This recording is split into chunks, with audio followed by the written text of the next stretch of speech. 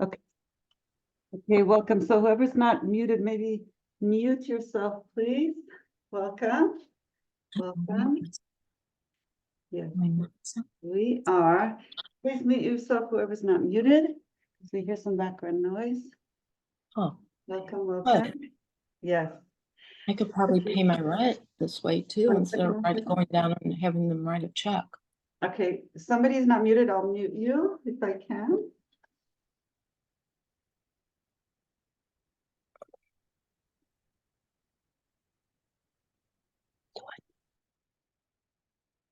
Okay. And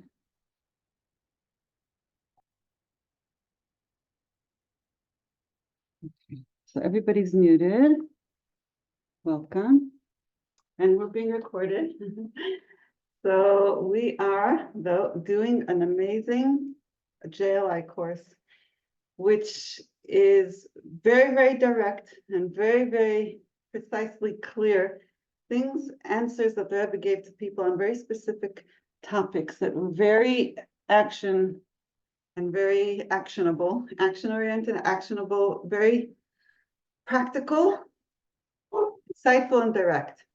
Welcome, Lori Lizer. So we are now starting this amazing class on dealing with anxiety. I don't know if there's anybody who's not, who doesn't have any sort of anxiousness or some sort of being on edge of something. Now, when we will have total calm and peace and quiet is in the, when somebody has no life left in them, then there can be completely peaceful and calm. But as long as we're alive, there is to some degree some sort of something that we could be concerned or anxious about, or needing, have pressure or stress or something to deal with. Now, the question is it healthy stress? Is it healthy anxiety? Is it a healthy concern? Okay, or is it maybe going on the side of unhealthy? And we are today going to deal with when somebody has a certain thoughts or anxiety that's already troubling them and maybe bogging them down in a way that they're not functioning in a happy, healthy way. Okay, so people came to the Rebbe and asked them what to do about anxiety. Now, this class over here really deals with the first level of the first go-to if somebody has to do with anxiety is what we're dealing with in this class. Now, what happens if we learn all this stuff and you take in this first go-to and it doesn't work for you, then we're going to go next week, next class, if there's something that's a little bit on a deeper level of anxiety or concern or something that doesn't go away and it's still bothering, then we can go to a deeper level. Today, we're going to deal with the go-to, the first go-to if something is distressing to you. Okay, so, and this is called Healthy at Heart, lesson 4 of the JLI course that these wonderful rabbis put together. Now, I'm going to try to do both the book, and I hope you have your student books and the PowerPoint and the videos. So there's a lot of stimulation over here, keep you awake, keep you going. So this is an all-inclusive advice that the Rebbe's guidance following recurring times that the Rebbe gave to many people applies to emotional wellness. It's an overall answer that applied to overall many instances of emotional distress. Now, it's a common theme. Fixating on an issue in order to understand it is what many people think is the way to deal with something. They have a problem, they have an issue, right? They think if we can just focus on it really, really strong and think about it really, really well and try to figure it all out, then maybe it will get fixed.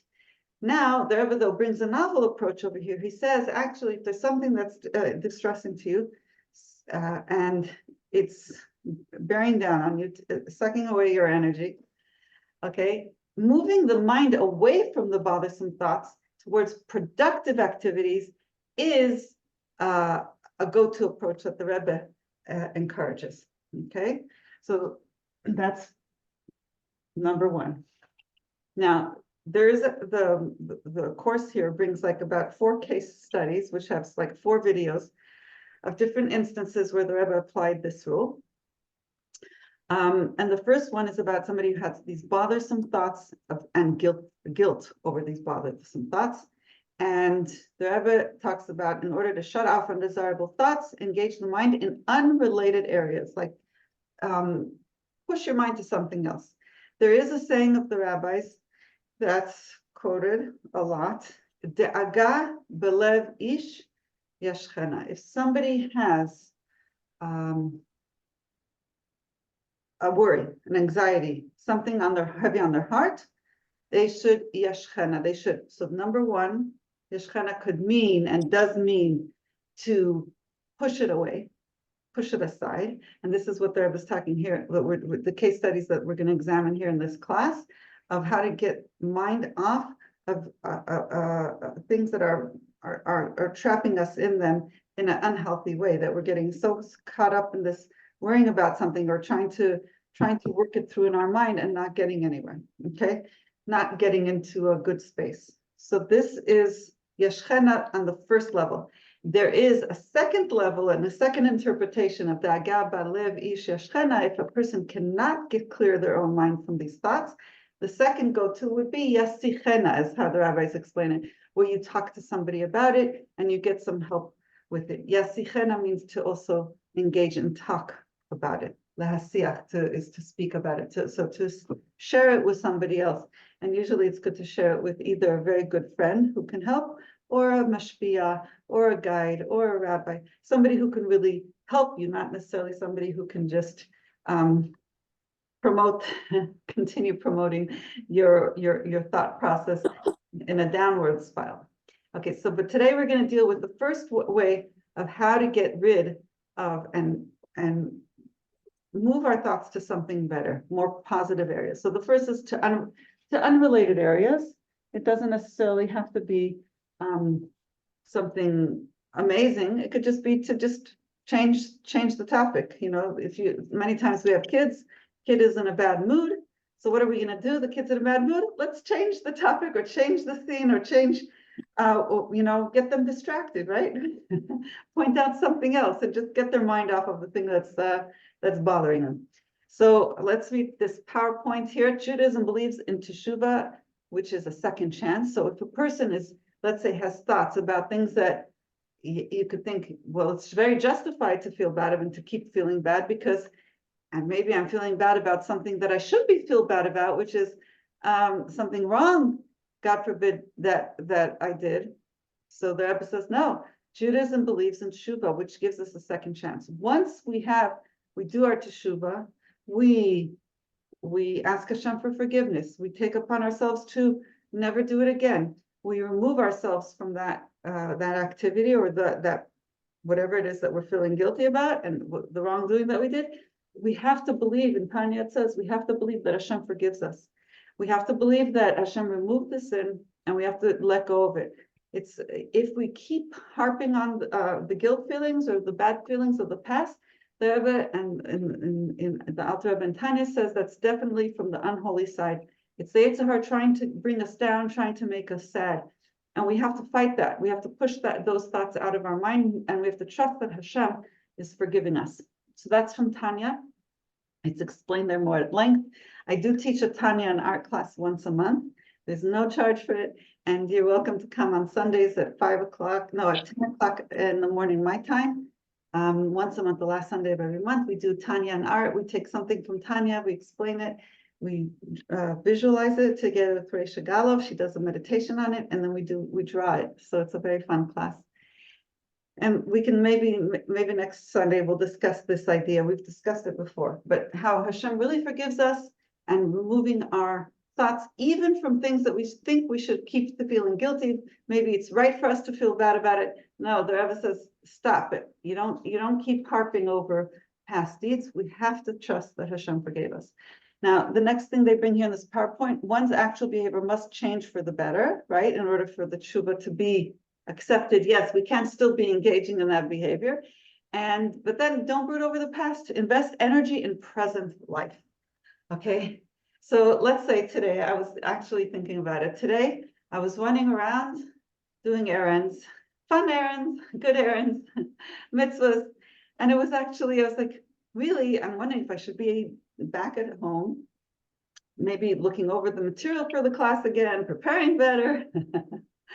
And I was thinking, you know what, this is the best thing. If I'm teaching a class on anxiety, rather than be at home and be anxious about what I'm going to teach, it's good for me to remove my mind from the class and be running around doing good errands, good mitzvahs, because that is, it will keep me from actually being anxious about the class. Okay, so it's good to be keep yourself busy with healthy, good activities. Now let's see what the Rebbe has to say on it. We have a really nice PowerPoint presentation that I'm gonna bring to you with a story that demonstrates this. Okay, I'm gonna go back to here. Here we go.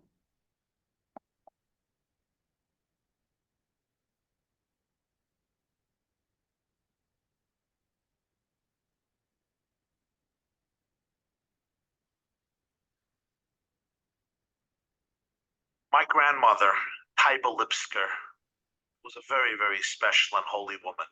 Like many of our grandmothers, she did not enjoy a serene and easy, smooth life.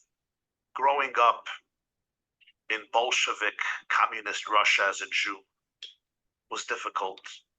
Raising a family in Georgia during the 1930s under Stalin's tyranny was far from simple. Then came the war.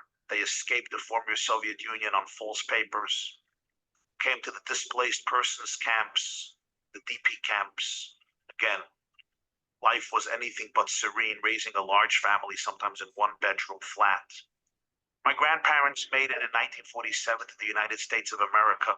They settled on a farm in New Jersey. That too didn't turn out so successful, and they relocated to Brooklyn, New York. My grandparents raised 9 beautiful, amazing children and a 10th orphan. Making a livelihood proved very complicated, and the upheavals of her life took their toll on her. She suffered from anxiety, from depression, from melancholy.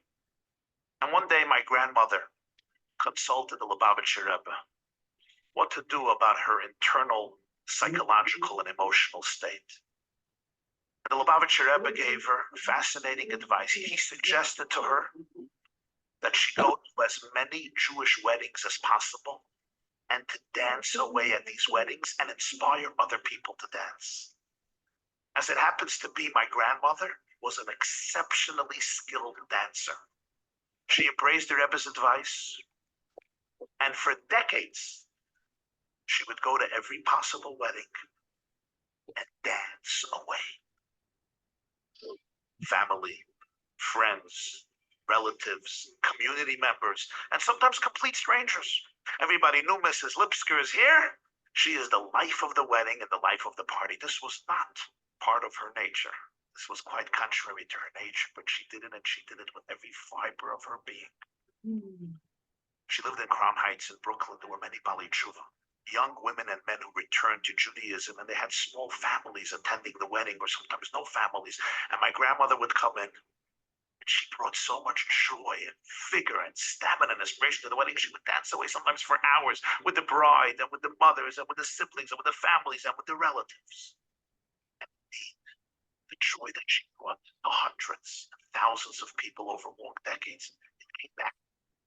It gave her so much joy and strength and fortitude and resilience and inspiration. Besides the fact, exercising a few times a week for a few hours a night, dancing with all your might is also very effective for anxiety. Yes.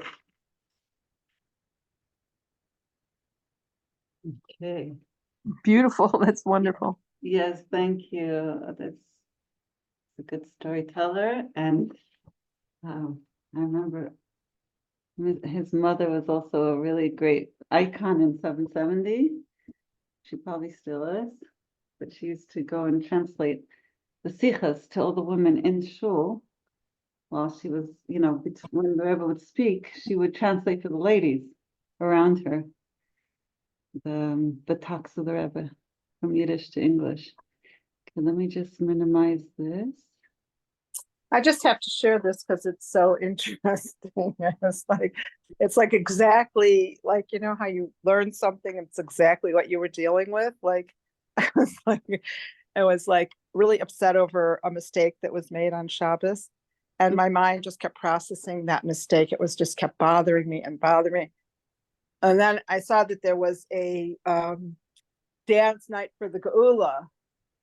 And I just left and I went out to it and it totally transformed my mood. So I just like, it's such funny, like this is exactly what the Rebbe said to her. That was like really neat. Yes. Yes, yes, yes. So it's perfect. Perfect, perfect. Yeah, it's always good to go to this. You can always dance by yourself at home. You don't have to wait to go out. You can always turn on the music and start dancing. I have one son who does that a lot. Every time he comes over, he puts on the music. Every time he's with one of his brothers, siblings, he's putting on the music. He makes a good vibe. Okay, so this is advice to this woman who was struggling with anxiety to dance at as many weddings as possible. Okay, but we don't have to wait for a wedding. In her case, they had many weddings in the neighborhood. That was her. Okay, so now we're going to watch a video of a former prisoner who was an inmate. And also, okay, this is something happened in his past. He had a very difficult time. Nerva said to try as much as possible just to disengage, forget about it, just not to, if it comes to your mind, you can't control what enters your mind. But if once it enters, you can control how much energy you're going to spend thinking about it. You can decide in your mind that I'm thinking about it, I'm going to think about something else. Okay, to heal from it, you can redeem yourself with that. So let's see what the Rebbe told this ex-prisoner who had definitely a challenge. It's not easy. It's not easy to forget things like that, especially a big trauma like that. Let's see how the Rebbe was pretty strong over here.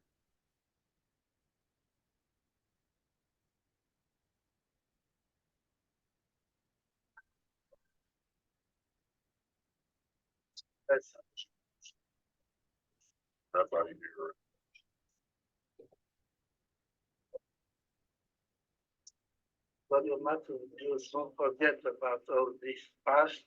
I did.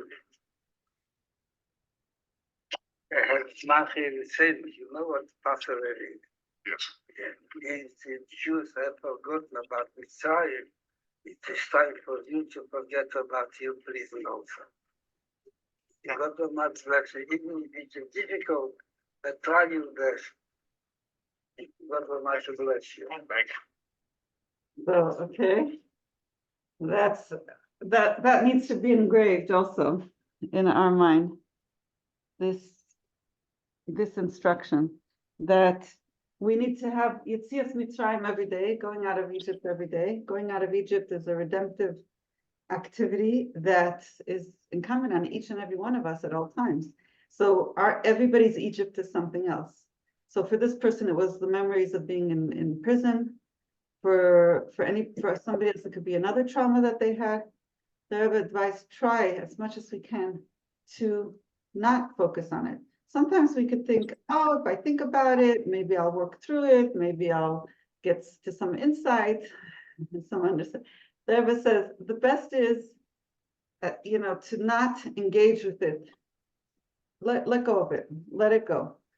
Heal from it by not allowing yourself to mill over it over and over and over again, and to keep engaging in the memories of it. Try to just put yourself into better activities that keep you busy with good things.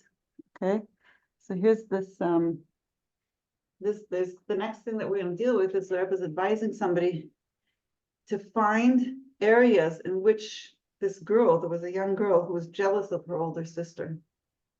And the Rebbe is telling her the mother should help her find areas which she could excel on her own in order to heal her jealousy. Okay, so here's this little girl. She was a younger sister. Her older sister is, smarter, faster, better, right? And the little girl was acting out. And the mother thought that this girl has behavioral issues and problems. What should she do? She asked her for advice, and the Rebbe said it's simply she's jealous of her older sister. And if she has things that she can do well and excel at, and build her own self-confidence, she will stop acting out. She won't be needing to deal with her feelings of jealousy. So let's look inside the book. Let's go back to our wonderful books that we have here.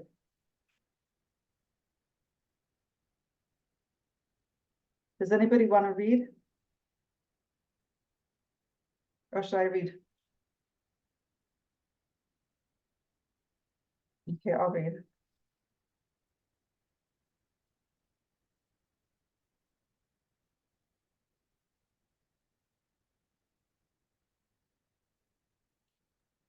Just tell us what page you're on. Are you on page Okay, 95, 96, The student page would be page 92. 92? Yeah. Uh. The correspondence.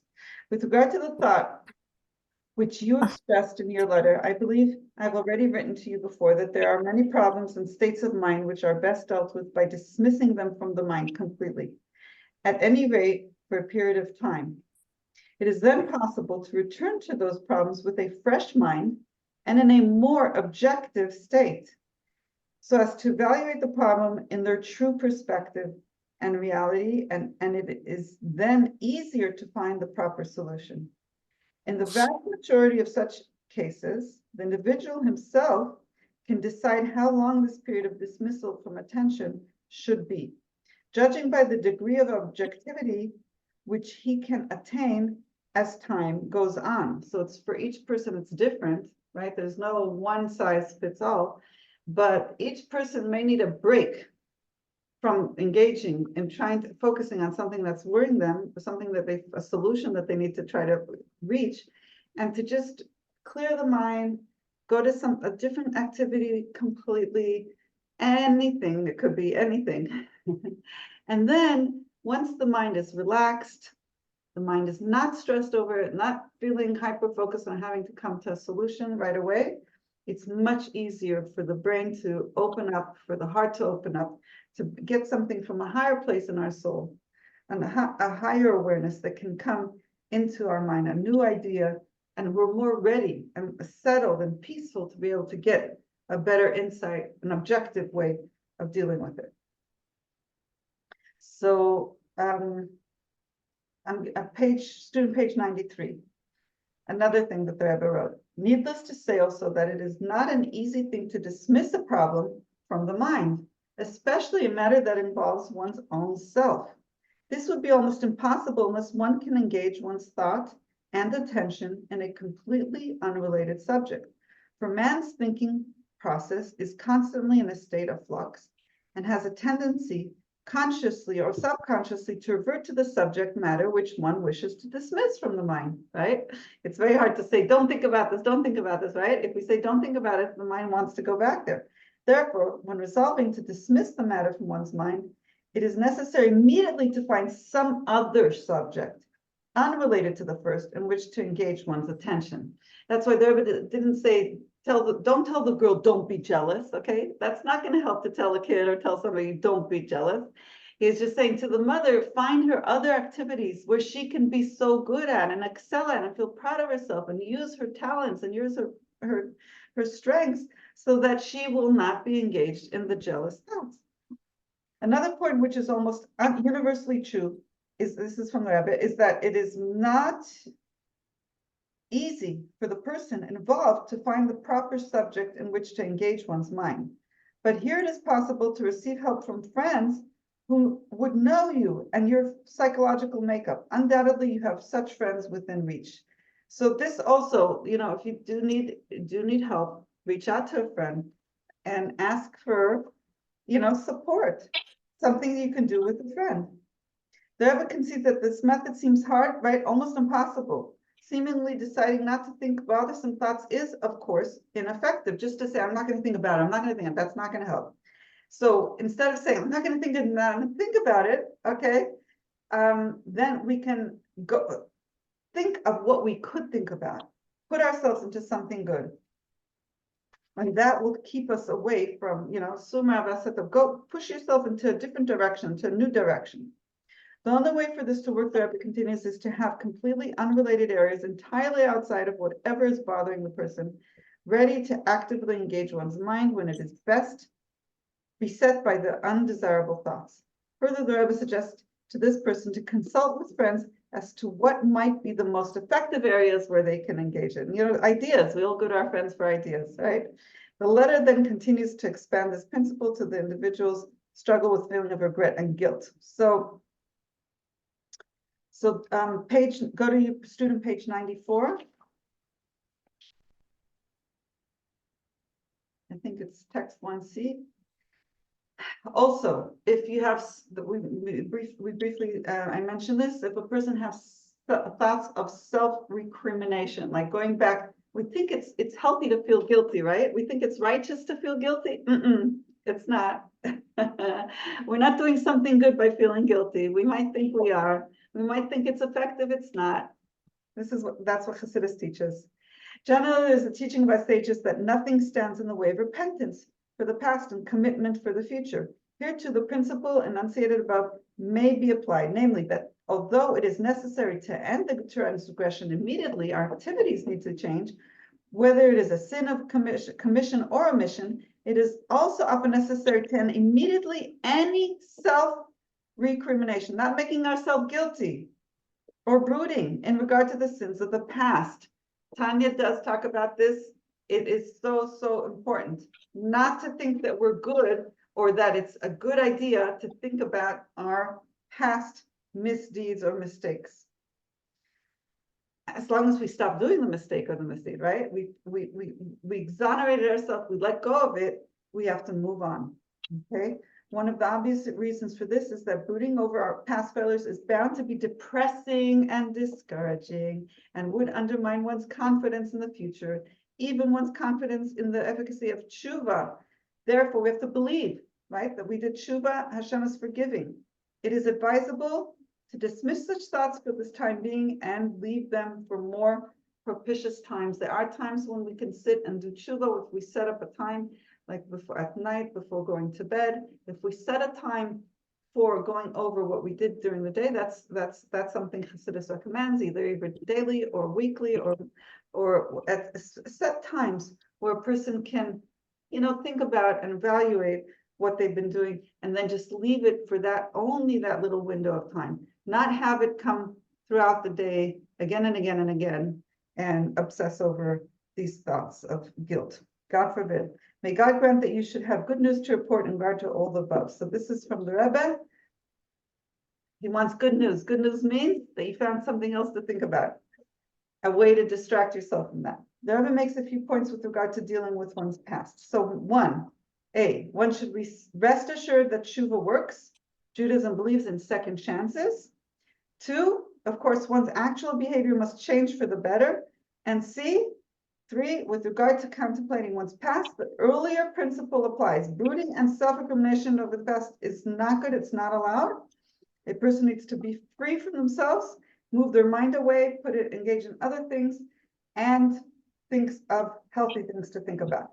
Okay, so this is very, very, very important. Does anybody want to say or ask something about this? Okay. Let's go to the next video.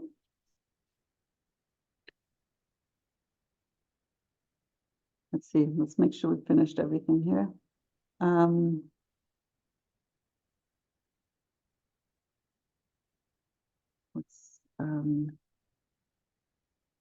on. Find the video. I think I'm following the right order. Video free, yeah. Go.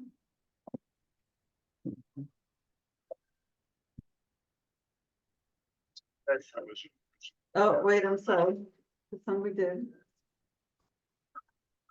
Okay.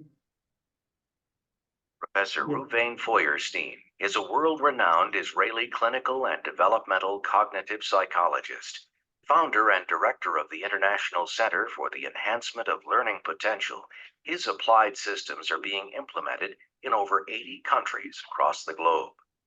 The rabbi referred to me children for their problems of development, some epileptic children, some Down syndrome children, And wherever I came, wherever I visited or I worked in my field, people were addressing themselves to me. The rabbi wants you to see our child. And some of them have received really letters from the rabbi, or the word from the rabbi, that I should see their child. And one of the things, and I must say, they believe that such a thing is possible, that people with genetic disorders, chromosomal disorders, can be turned into high functioning, normal functioning, and close, very close to study, to Yiddish, etc. I read it very much from the rabbi. So it was a daring thing, because at this time, people didn't believe that it's possible. One particular case, which I cannot disclose, therefore I came from a country in Europe. This boy was considered to be mentally defective. One didn't believe that he will ever be able to function and to be independent. And to be. This man, father, in some way was not a very religious person. Reached to the rabbi. The rabbi told them to bring his son to me.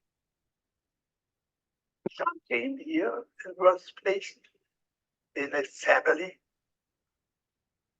He learned to read. He was sitting here near this stone on a chair with a Tehillim. The rabbi said to finish Tehillim each week. He learned this, the third year that he was with us. He learned this. This went very well, and we were already feeling that we have done what the rabbi told us to do and empowered us to do, and we have felt. Then things happened, and this young man, he came in the great intention. Not only drugs, but things which I cannot tell you. He ran away, and he came into a place from where very few people came out. And I then addressed myself to the rabbi. The rabbi said, don't leave enough your hand. Continue. He gave me even a suggestion to send somebody to take him out of this place. I have never believed it was. But the rabbi said, I've sent somebody to call this young man from this terrible, promiscuous drug people. With all, there's no Abiraj Ba'olam he was not involved with. Came back. I want you to know, he is now the father of 4 children. Many of them, 2 of them, learning in yeshiva. And they are the only children of this family, only grandchildren of this family, which the grandparents can be proud of. I, as a psychologist, and one says a good psychologist, could never believe that this, with my own knowledge, my own psychology, I would have ever been able to do it. Usually, in such cases, we raise our hands, not the rabbi. I must tell you something. Psychology, as it is taught, is very limited. Our understanding of the other very much affected and related to our understanding ourselves.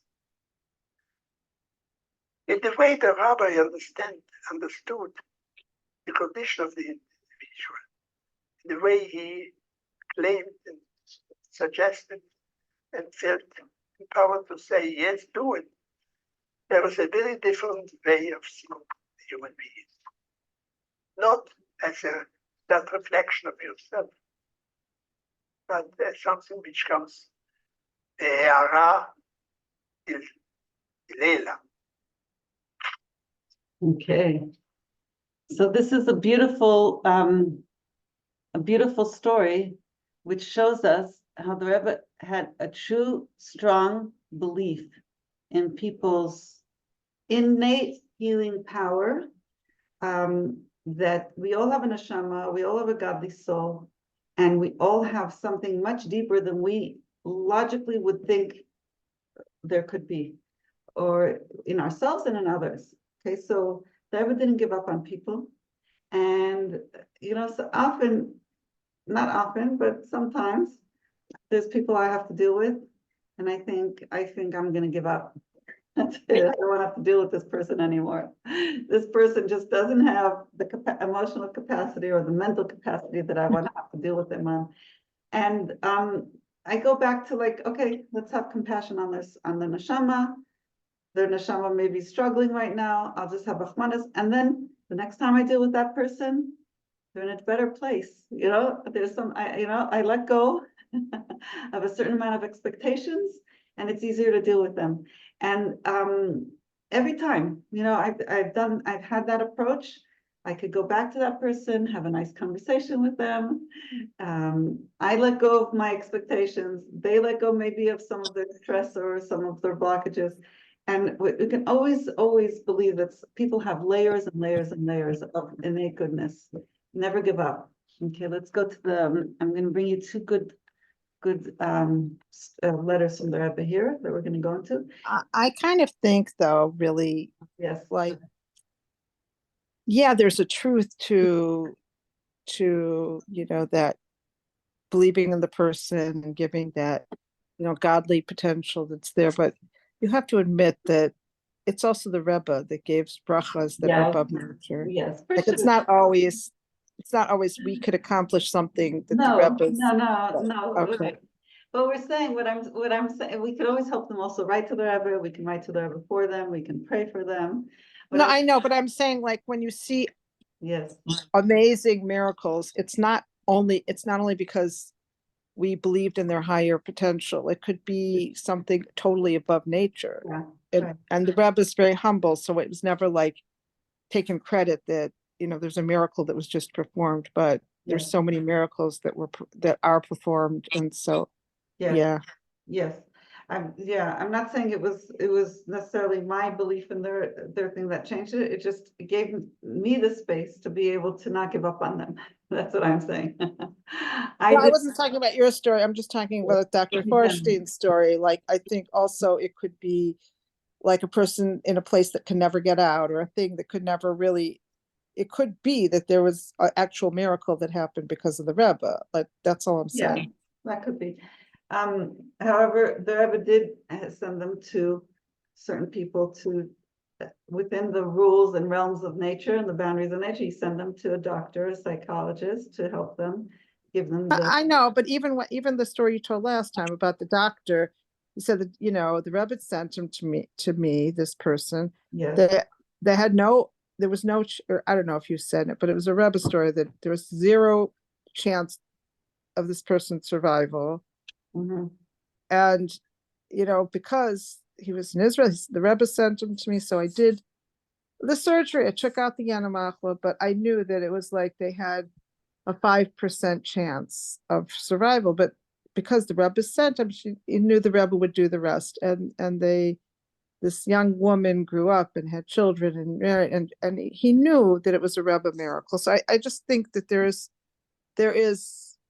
the godly potential that we have this way beyond than we realize, or that other people have. But there's also this Rebbe doing miracles too. I don't know. Right. Well, right. Definitely. there's miracles and miracles, and there's layers and miracles and there's many layers of the soul. And what we're seeing over here is don't give up, is basically however way it comes through. It could be a miracle within nature, it can be a miracle above nature, it can be a miracle in many different forms, but don't give up, okay? So thank you for okay. So divine inner health lies at the core of every human being. So there is inner health at every human being, divine, everybody has a neshama. Okay, sometimes the neshama though is in a body, and the body sometimes has limitations. It has mind limitations, heart limitations, physical limitations. So a person's mind can be a little distorted. But at the core is a whole healthy soul. Engaging the mind in a healthy place brings that to the forefront, okay, for anybody. Now, God's providence accompanies each of us in every detail of our lives, every detail of our lives. So we need to see everything as hashgacha pratis. That's another healthy thought. When we try to distract ourselves to healthy thoughts, this is an important healthy thought, that every detail is accompanied by divine providence. God is with us in this moment, whatever the moment is. Okay, the next video, which we're in this PowerPoint we watched, the next video is going to be about Dr. Frankel, which is a very, very good video. But before we go that, there's still two answers that help us understand this Rebbe's approach that we just discussed now. The one, it's student page 98. Somebody want to read, or should I read it? I'll read if you want. I'll read if you want. Are you skipping you're skipping 95, the Did I skip something? sisters? Oh, Are you skipping that? Okay, you're right. Okay, let's do the sisters first. Yeah, because you mentioned it, so now I'm curious, but I could read it on my own if you don't want to skip it. No, I think we have time. Okay, you want to read it? Go ahead. It's on page 94 and 95. 95. Okay, good. Go ahead. You want me to read the jealous sister or the next page, restoring the confidence? The jealous sister one. Let's first. Okay. Yeah. The reasons for your younger daughter's condition are not at all complicated. The causes seem to lie in the fact that your daughter is subconsciously jealous of her older sister. And such a feeling manifests itself by a desire not to be interested in those activities where the person is unable to compete successfully. I thought this is what we did read this. Anyway, therefore, your younger daughter shows little inclination to engage in the activities in which your sister is more successful than she. However, since such is the attitude of jealousy, creating a subconscious feeling of guilt, one is prone to compensate for it by an outward show of attachment. That is why she flies to the defense of her sister if anyone should say anything disparaging against her. Oh, that's an interesting twist. Yeah, isn't it? Isn't Mhm. it? It's because then it becomes very confusing. It seems like she really loves her sister, which she does love her sister, but it's her, and she'll go and defend her. But a lot of her overzealousness of defending her sister is coming from a guilty place of her feeling bad because she has these feelings of jealousy where she's upset with her sister that her sister is better than her. So it's complicated, and this is Yeah. how can she figure this out? So the Rebbe figured it out for her 8 mother. o'clock? And the 8 Rebbe, o'clock. 8:05. yeah, the Rebbe gave the mother clarity. 8:05. Said what was his advice? I don't Get know when she's going to show up. I said try to come by 8:45. I don't know. So the Rebbe said, what's the advice for this jealous younger sister? Get her activities that she can excel at. I see that I've seen this with kids before. A brother was actually jealous of I could see this of a younger sister. Younger sister was pretty, a girl, very self-confident, and the older brother felt like compared to his sister, I could see it, he didn't feel as maybe lovable or maybe as self-confident, and he didn't, he wasn't into knowing exactly what he wants when he wants. He was always like teasing and needling his sister. And trying to, tease her a little bit and get upset her a little bit so she would get a little wrangled up. And And then the sister would get, she's younger and she was more reactive, she would just slap him. And then he would get, oh, like, look at her. And he would get, basically, she would get in trouble. He was the good guy and she was the bad kid because she was being, she was being teased. So, but he would come out like he's the big macher and she's the bad one because she's hitting him. So I told the mother of these kids, this older brother needs to have his own confidence in things that he loves to do, that he excels in. So he can't be constantly looking at his younger sister and how she's so, performing well, and knows how to get attention, and knows how to get good attention, knows how to do, knows how to keep herself busy with good things. He needs things to keep himself busy, so he's not bothering his sister so much. Anyway, so that was the Rebbe's advice, very clear for the siblings. Okay, we have page 95 in your, that we just did, 96, restoring confidence. At the same time, this diagnosis suggests also the method of therapy, namely that every effort should be made to restore her confidence by offering her opportunities to engage in such activities where she can take a leading part and excel herself. Needless to say, this should be done in a gradual way, for in her present state of mind, she would be reluctant to undertake responsibilities all at once. But surely both at school and in other cultural circles, there are opportunities for her to develop her artistic and other talents. It would be psychologically beneficial to her if the activities would be of a kind in which her sister does not participate. The choice of such activities is fairly wide, and they should be cultural, charitable, or youth work among Jewish youth and the like. Yes. There's another story similar to that, where we're going to get to it at the end also.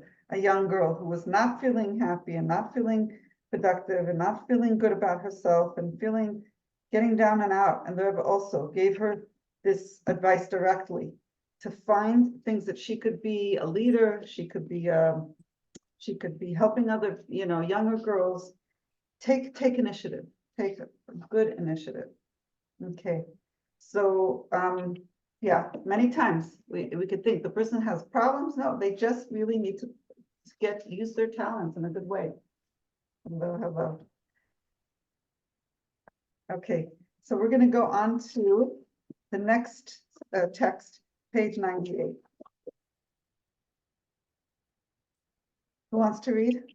You want to read, Chava? You're doing a good job. Okay. It is difficult to offer counsel from afar, as the conditions of the country, the family, and so on have a direct bearing on the situation. Those who observe a situation from close proximity are better and more expertly equipped to arrive at an effective treatment. However, since you have already written to me and everything is by divine providence, I wish to emphasize something that I have witnessed in the majority of similar cases. Rebbe's very humble over here. I'll just, suggest something. Yes, continue. A decisive and extremely effective method, which to my amazement is not used, at least not as much as it should be used, is, okay, It's yeah, what we mentioned. Guiding yeah. to entirely remove their mind from actively dwelling on the problematic issue at hand. The more the patient succeeds in ceasing to think about and dwell upon those issues that are the cause of their problems, the greater will be the ability of their natural internal healing powers, along with their other positive and curative aspects, to function with increased intensity and bring about healing. It's amazing. The above may be accomplished through arranging that these individuals are preoccupied with activities that lead to personal fulfillment, such as doing someone else a favor, something that in any case is acceptable to all and therefore should not be difficult to convince them to do. This is particularly so nowadays when instability is so prevalent and individual needs are so numerous. It is relatively simple to find a way for these individuals to help others with activities that are consonant with the needs and nature of the locale and of the individual who requires healing. Yes, thank you, Clara.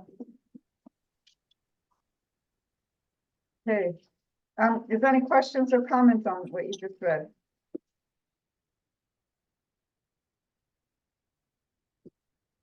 Yeah, okay.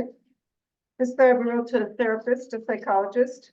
It was written in Hebrew, and she was a female mental health professional. She was asking the therapist for advice. We don't know what her question was, but this is what I was talking about, what we said before. But there's to remember, everything's b'hashgacha pratis, divine providence, and to really amazingly to guide the person out of their distress is helpful. That's why at the time when Ray and I do the Tanya and art, I teach a little something and then we do a meditation on it, because when you're meditating on something, when you're visualizing it and going through Gaimet, your mind is completely focused on that, and everything else is like being removed. We don't try to just clear our minds and make it empty. That doesn't work. Yiddishkeit doesn't teach us clear your mind, make it empty. It teaches you fill your mind with something new, something good. So you do a meditation or a visualization on something real and true, beautiful, Hasidic. Immediately, people's minds completely change. The mood changes, the feelings change, and then they come up with these beautiful art creations. It's amazing. So this is there was advice, Hesach Hadas, and bringing a person to a deeper sense of something inside of them once their mind is engaged in more wholesome, healthy things. I once did AMDR, and that was also, it was easy for me to do that because I was used to Hasidus, to engage our mind on other things. But one thing that AMDR does is try to get your mind basically to focus on, to think about how you can deal with the situation in a better way, and then and focus on that. That's how I took it. Right? Envision a positive result. Okay. I think I was doing this with Ray and Shul the Shabbos. She said, she advised me, she envision the outcome of what you want. Envision, if we're going to do, for me and my husband, we do things with the Sefer Torah, we do events with the Sefer Torah, people can help write in the Sefer Torah. She said, envision a beautiful event coming out and go from there. Go from your end vision backwards. So it's bringing your mind to something that beautiful that you want to have an outcome, and then go backwards of what are you going to do to get there? Okay, it works. It's really good. So let's do one more text from the Rebbe. Innate straightforwardness. It's page, I believe, 100. That's what it says here. Who wants to read it? Yeah. Me? Yeah. I fail to see any grounds for your dejection and for your statement that everything has suddenly fallen apart. Since your anxiety is unfounded, it will not last long. Started today and gone tomorrow. That is provided you do not actively invite morose thoughts that run contrary to human nature and the dictates of our Torah of life, which requires from each of us to serve God specifically with joy. In truth, this service is possible and necessary at each moment of mortal life. You surely recognize, backed also with personal experience, the verily observable reality that if it is sometimes difficult to battle a certain mood, the best advice is to distract your attention from the mood, not by fighting it, but by focusing your thoughts elsewhere. The general motto for this approach is, God made humans straightforward, but they sought many complications. Ecclesiastes 7:29. Since the complications come from they, therefore they have the ability to nullify them easily. I will conclude with my advice, since you sought my counsel. Completely divert your mind from all introspective, self-examining thoughts. Proceed with confidence along your life's path, since God's providence accompanies each of us at each step of our lives, not only regarding matters that we consider highly important, but in every detail of our lives. Wow. Yes. Loving it. Right, right. So if we get, right, we tend maybe to forget this, that God is really running the show. God is involved in this detail at this moment. So even if I don't have the solution, or I don't know how it's gonna end, God knows, and God has a plan. That's And we can ask him, we can ask him all the time to help us and Help us talk too. talk to him about it. And we could also observe with, try to apply wisdom and observe what's happening. Remember the other day I was mentioning to you, oh, I like voluntarily put myself in a difficult situation and now I was struggling with it. Mhm. And it was like, okay, well, that's obviously not working. So go in a different direction, back out, do something differently, see it, take a break from it, what have you. Yes, And it worked. yes, excellent. That's what I was saying over here. You're caught up in something that's causing you anxiety, back out, go completely remove your mind, do a different activity, different thought process. Then maybe you can go back later to that situation and with a different approach, possibly, if it's meant to be, if it's for you. Sometimes you have no choice. Sometimes you have to go to a certain situation back. Okay, so let's go on. Beyond the Rebbe's approach is a deep faith in divine inner health of the human being. When disturbing and negative thoughts become the dominant voice in a person's conscious mind, this core of health can be relegated to the back burner.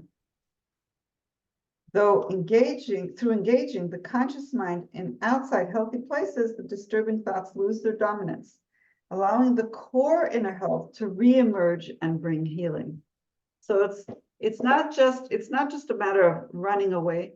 It's giving ourselves the ability, the space to open up to who we really are and what we truly believe and what we truly know. And when we're in a calm state and a relaxed state and a more healthy state, our true neshama can come and it can have solutions. It can have a better attitude. It can have a better approach.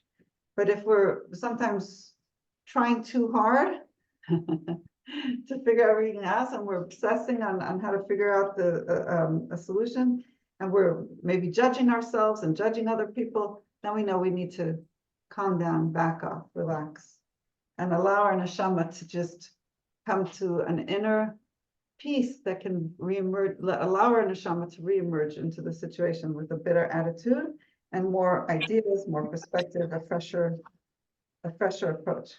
Okay, so this last video about Viktor Frankl, who was Viktor Frankl passed away in 1997. He lived from 1905 to 1997.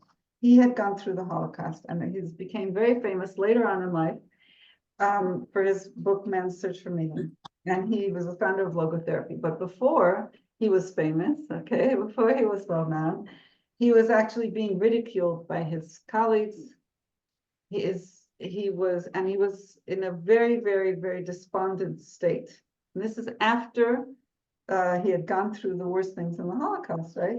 So now he was trying to, after the Holocaust, reemerge, bring his understandings of a meaningful life to the world, and it wasn't being accepted.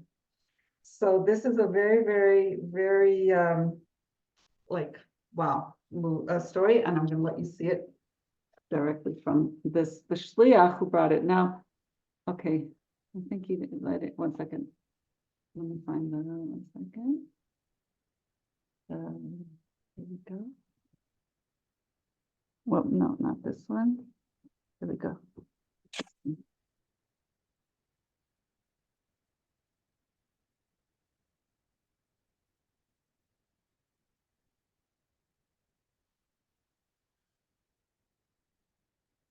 Professor Ruvain. Oh, here we go. It always keeps going. I don't know what that's like.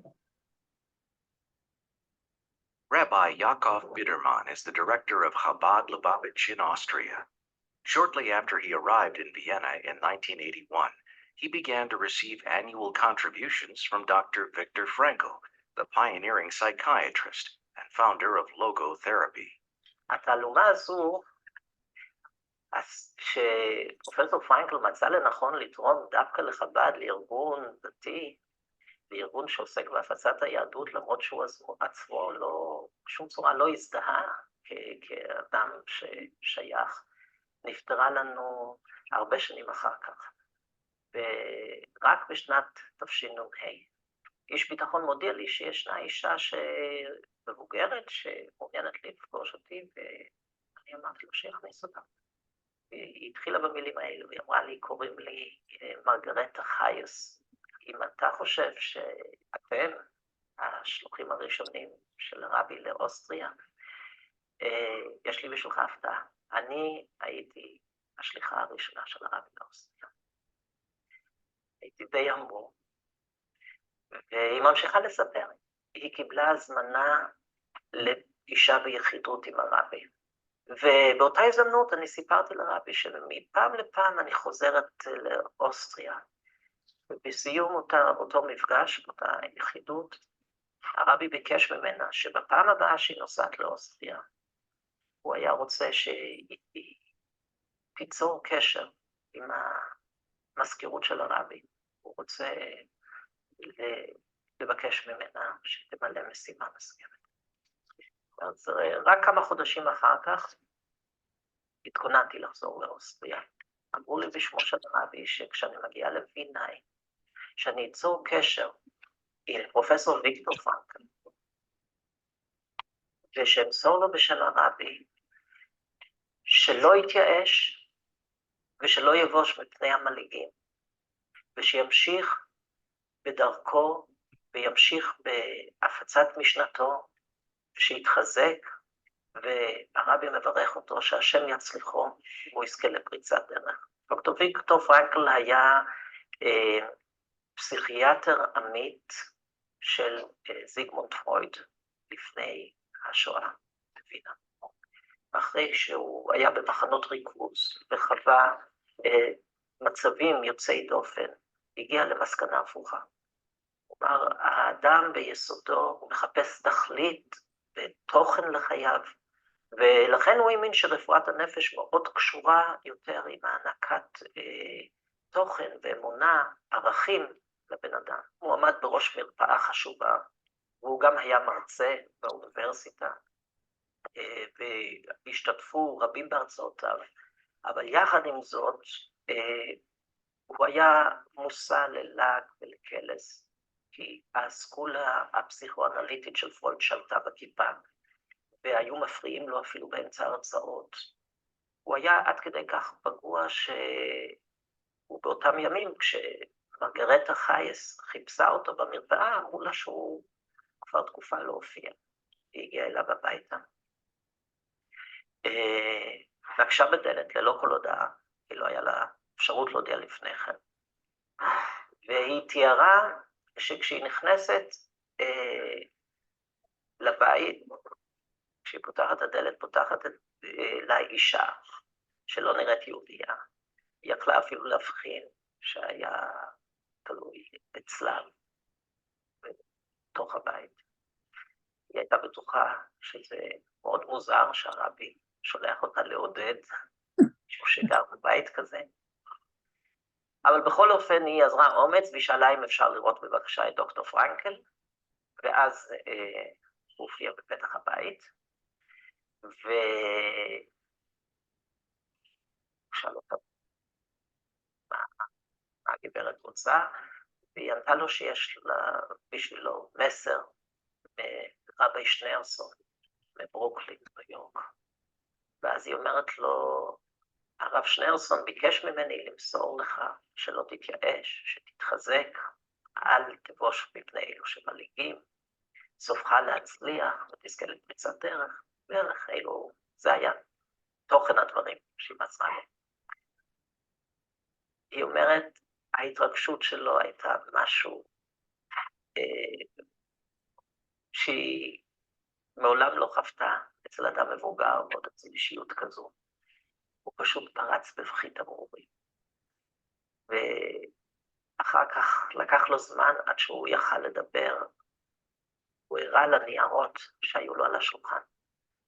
אילו היו ניירות דפסי הגירה לאוסטרליה.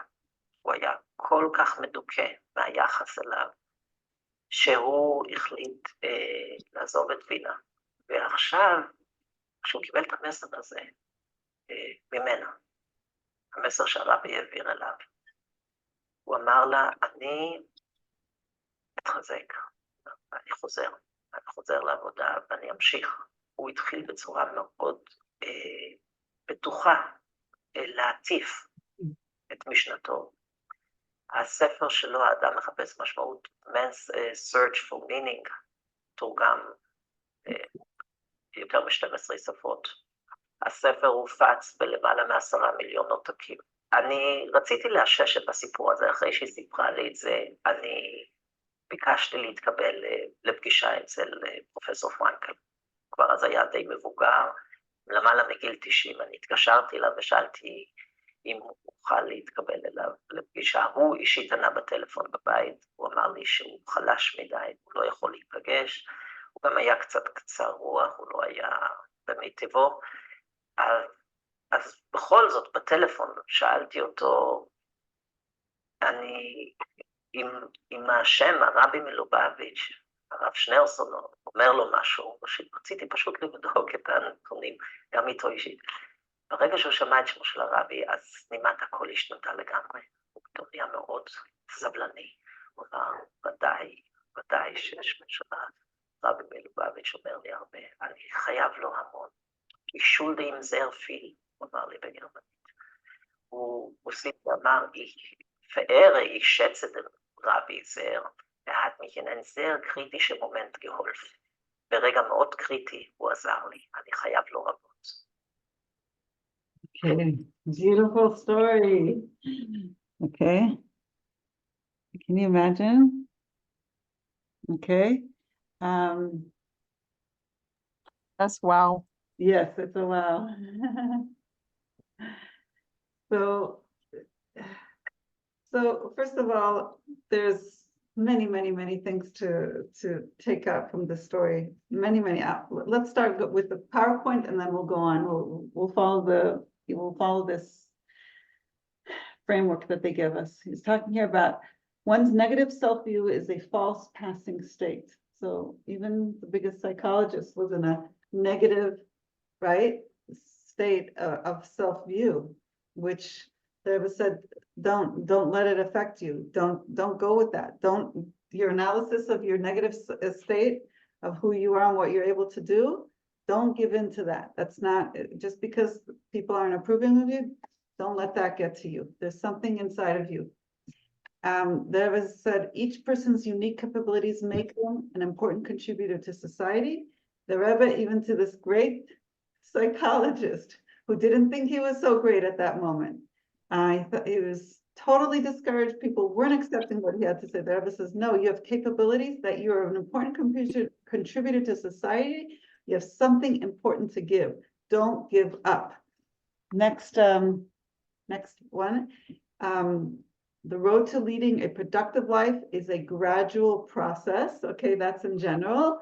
And the Rebbe says, whatever it takes, just it might take time, but your message will get across. Your unique contribution will get there. Never give up.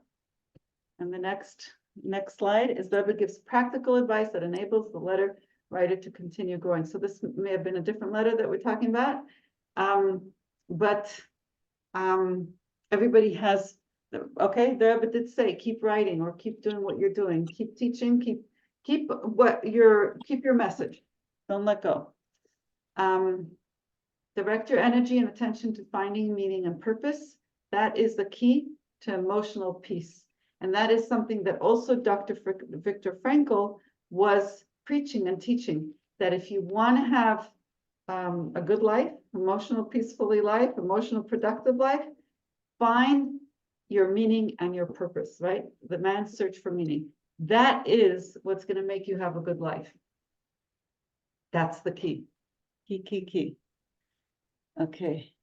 So I don't know if I downloaded the next video. Let me double check. Okay, hold on. Where's this coming up? Key points video.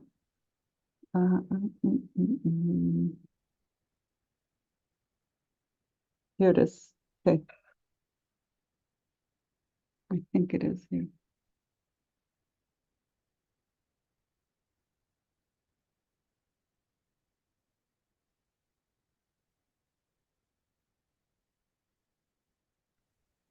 Yeah, I don't think I downloaded it. I'm sorry. Let's go back to the book.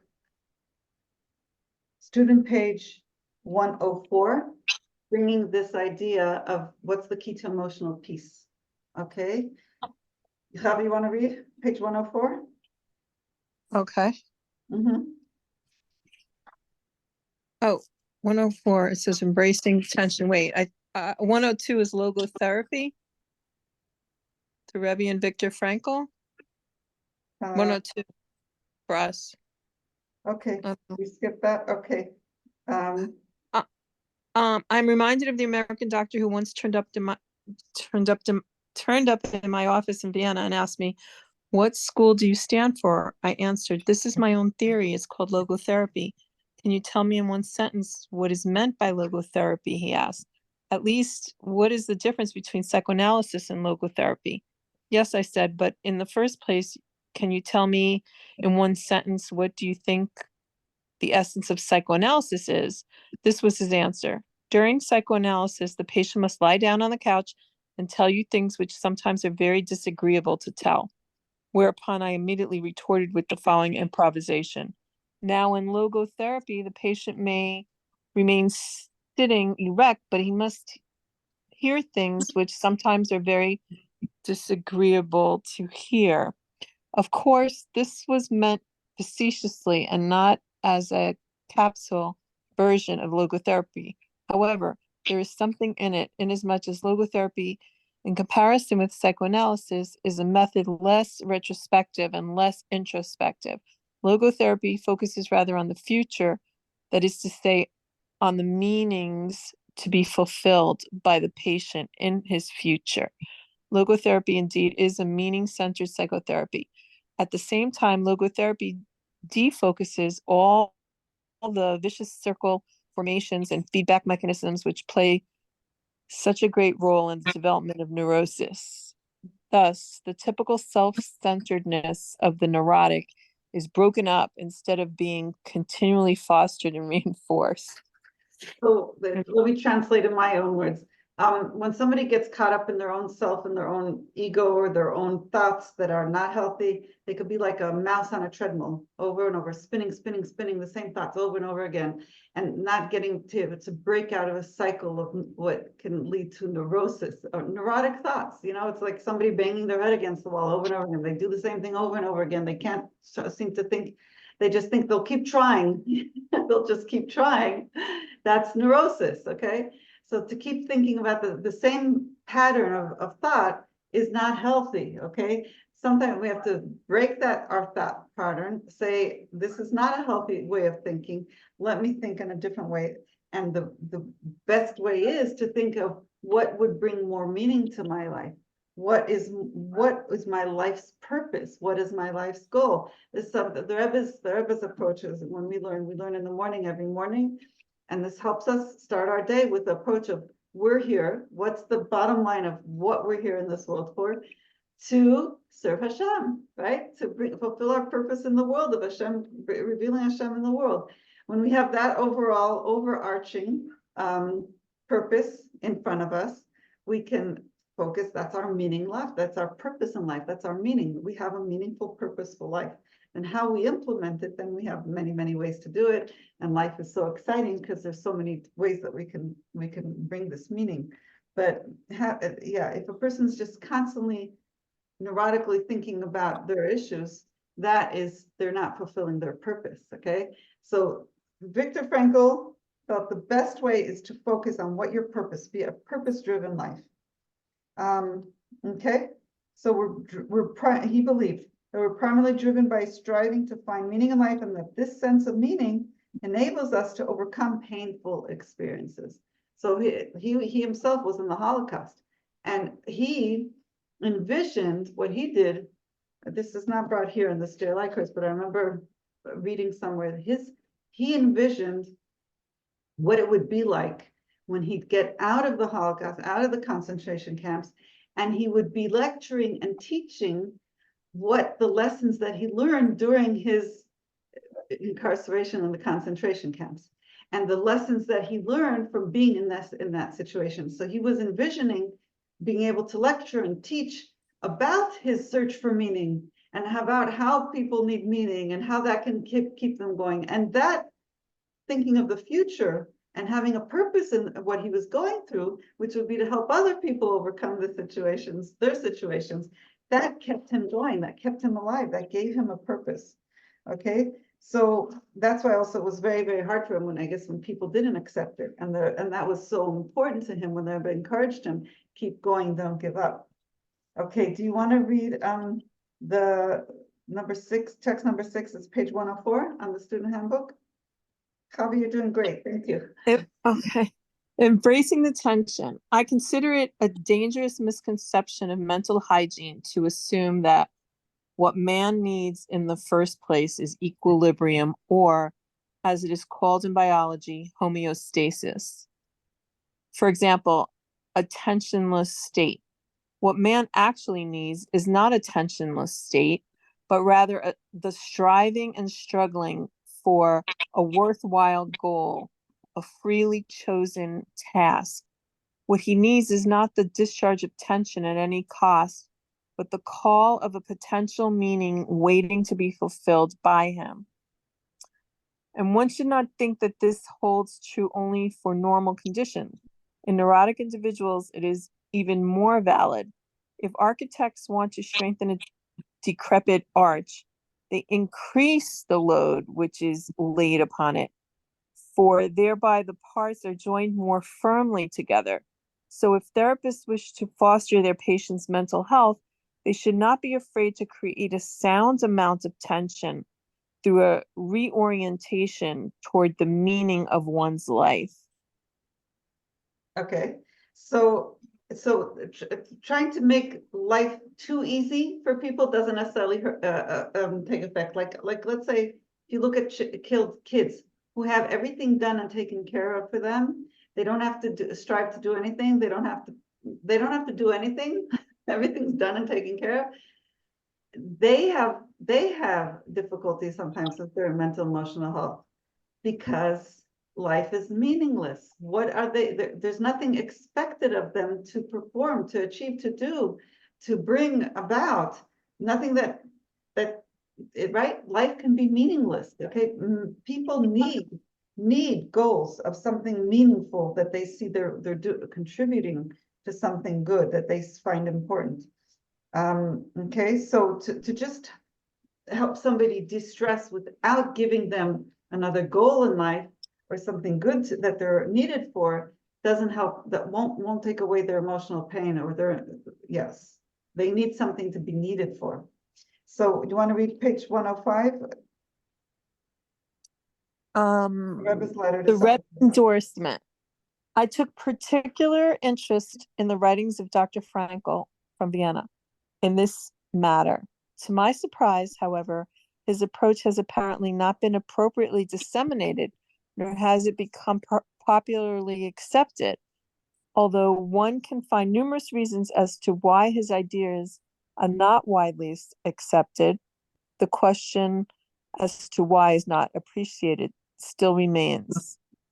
So if you want to take a guess, my guess would be why people don't want to accept necessarily his approach of meaning is because it basically people may not want to have to be held accountable. They want to be free. So there is this, Napoleon came into the world and he lectured and believed that we don't need to please God, or we don't need to serve God. We need to be free. And this was his philosophy. And there's people in the world who feel that everything should go, they should be free, and everybody should be free, and everything should go, and everything should be free, okay? A world like that doesn't necessarily lead them to be happy people, and it doesn't necessarily lead the world to be a happy world at all. Like, I shouldn't say necessarily, it doesn't. It creates chaos, it creates division, it creates a lot of problems that we see in our world today from people who think that they should be, them and everybody else should be free. Okay, we don't have to go into detail today. I'm sure you know what I'm talking about. Let's continue. Student page, did we do 105? Did we just do that? Yes. Yeah. Okay, so let's go on to page 106.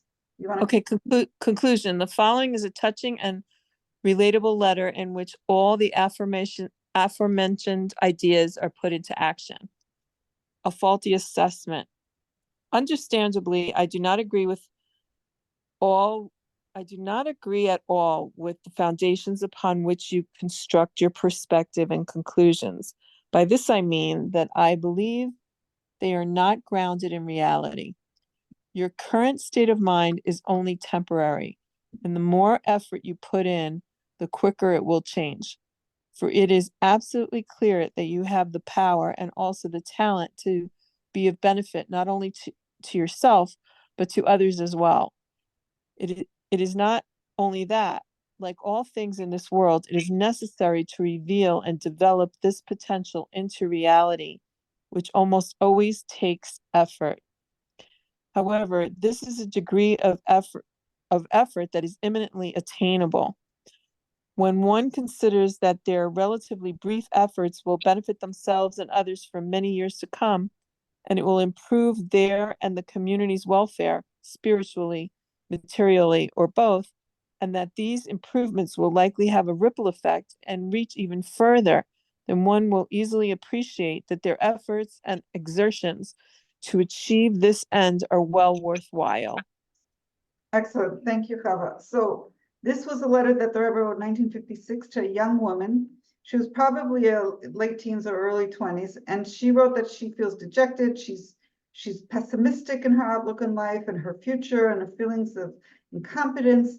And the Rebbe totally negates her that she's incompetent or incapable, and he said she needs to create more meaning. She needs to do more things in her life to do things to help people's welfare, to reach out to people in the community, to help them spiritually, materially, or both. If she will go out and reach out to other people, that will help her. That will help her achieve what she's here to be. And she won't feel these feelings of dejection and incompetence and all these negative feelings, because she's striving to do for others. So that's something that the Rebbe very often would tell people, do more for others. Don't wait till you're perfect. Don't wait till you have what you think you can do. This is a very general rule. Some people think in order to help others, they have to be perfect. They have to know. They have to study. They have to work on themselves. And the Rebbe says, wherever you are, you can give something to somebody else, no matter where you're holding. You can help, and it will help you too.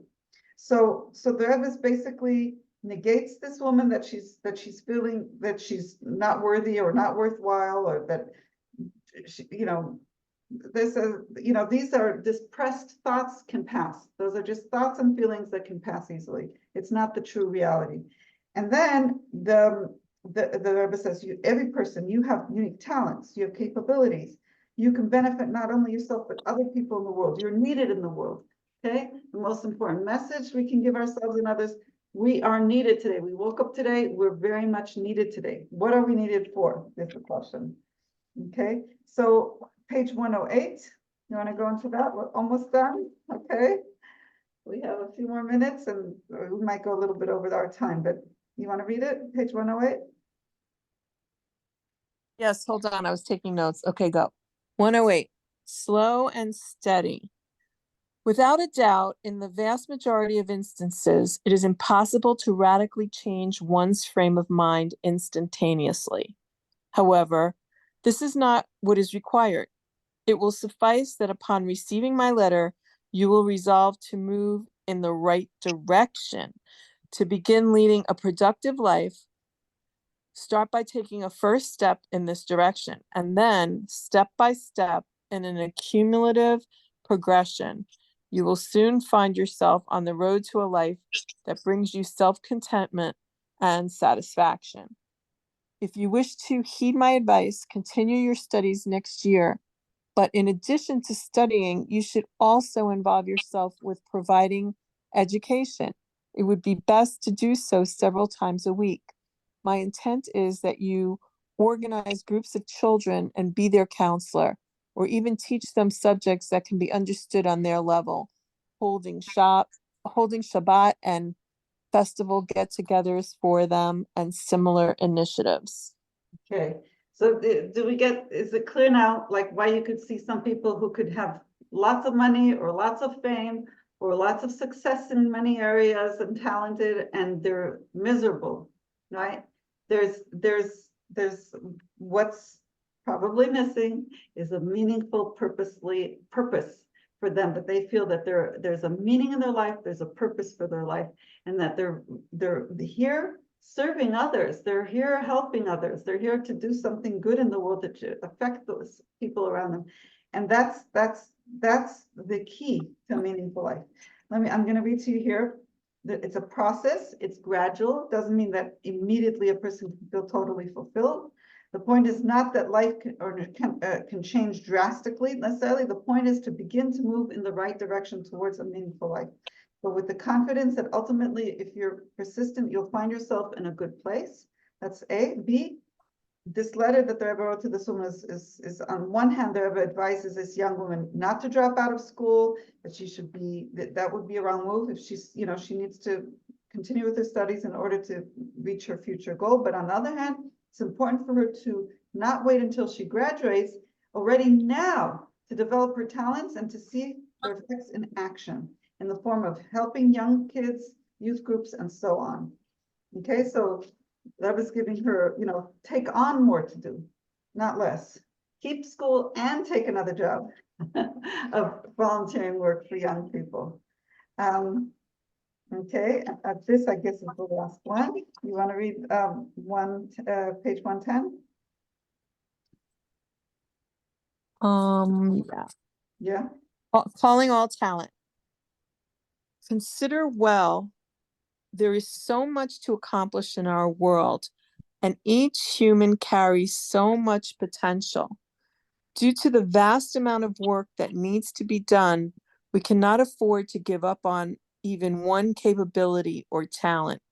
It is therefore the mission of every single person to harness all the potentials and talents they possess to improve their part of the world. Okay. Everyone is needed, right? Everybody was created with a purpose. If we don't use our talents for the purpose that we were created, the whole world is not going to come to its fulfillment. Okay, that's a pretty heavy responsibility. Okay. Wow. Yes, and one of the things that we learned also in the Sichos in the morning is the Rebbe says, use all your 10 powers of your soul, right? Not just what comes easy. Okay, so we have lots of talents down there to dig. Okay, so at the very student page 112, there's some other advices that I really recommend you read. We don't have time to read them, but you can read them at home. But two of these advices over here both mention to people who are struggling with anxiety or mental health or things that were troubling them to put mezuzahs on their doors. That also, and to give tzedakah daily, to put like little coins in the charity box, and have a charity box on the wall is the best. Have it nearby, have it easy, have coins next to it if you want, so that you can easily, at any moment, just, you give your tzedakah. That's good, because you're taking action, and the mezuzahs on the door is 24-hour spiritual and physical protection. So those were two things that the Rebbe advised people when they're having emotional turbulence. So yes, we all have a divine soul. We all have deeper and more potential. It needs to be brought out, it needs to be real. It's our responsibility to bring it out. If we have troubling thoughts, we need to work on getting rid by By how? By engaging in good activities or other activities just to divert ourselves and to be able to relax the mind, the brain, the heart, and then be able to do better activities or deal with whatever is bothering us, but from a healthier perspective after we divested ourselves and diverted our attention to something else. So these are the key points. There is a key point video. Maybe I'll bring it next week, God willing, to review these three main key points of the emotional wellness. Really, I'll read them to you from here. There's the way to deal with it first. If anything's bothering us a lot, causing us anxiety, the first go-to is to try to remove this vicious cycle of thinking about it by putting our attention to something else, other activities. Next, Rebbe gives that existing emotional challenges can at times be overcome by moving the mind away from the issues and engaging in an unrelated, meaningful, and productive. Okay, that we said. The Rebbe viewed the human soul as a divine entity that is emotionally healthy at its core. When disturbing and negative thoughts become the dominant voice in an individual's conscious mind, their healthy core is relegated to the back burner. To engage in the conscious mind in external healthy areas, the disturbing thoughts lose their dominance, which permit the core health to reemerge and bring healing. Okay, so never gave up on people. Okay, okay, so this is, don't assess yourself negatively. The road to leading productive life is gradual. It could take time. You give practical advice for growing is to take positive action to help others and direct your energy and attention to finding meaning and purpose. And that is for today. Does anybody want to say something or ask something before we Thank you so much. That's all I want to Thank say. you. It's Okay. amazing. Yeah. Really, really great. Good. Yeah, I Appreciate would it. say Very this is nice. a wow class. This is a wow like class. a wow class. Good. Yeah, this is a wow class. This is I powerful. have to run. Bye. Thank you for joining. Thank you for reading. And God willing, I'll bring the key point video hopefully by next week, and we will continue what happens when somebody has an ongoing issue that they are having, even with all this, can't necessarily divest themselves from. The Rebbe is going to dig even deeper. Okay. Thank you, Yehudit. Thank you. Thank you. Thank you. Be well. Thank you, Karen, for joining. Sherry for joining. I didn't see you, Sherry. Thank you. I'm sorry, I didn't see you the whole time. You were off the screen. I'm glad you joined. Thank you.